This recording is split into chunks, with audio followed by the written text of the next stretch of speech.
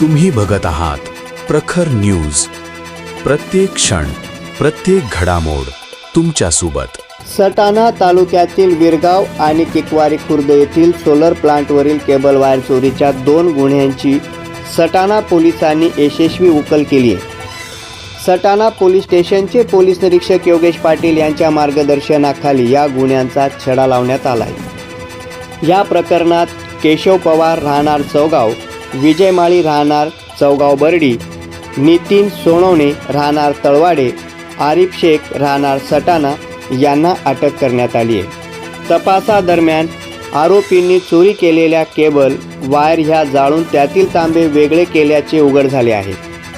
पोलिसांनी सुमारे 1,30,000 रुपये किमतीच्या तांब्यांच्या तारा आता हस्तगत करत दोघी गुन्हे उघडकीस आणले आहेत. या टोळीने इतर ठिकाणीही अशाच प्रकारे गुन्हे केले आहेत का, याचा पुढील तपास सटाणा पोलीस करीत आहेत. प्रखर न्यूजसाठी भैयासाहेब माळी, सटाणा.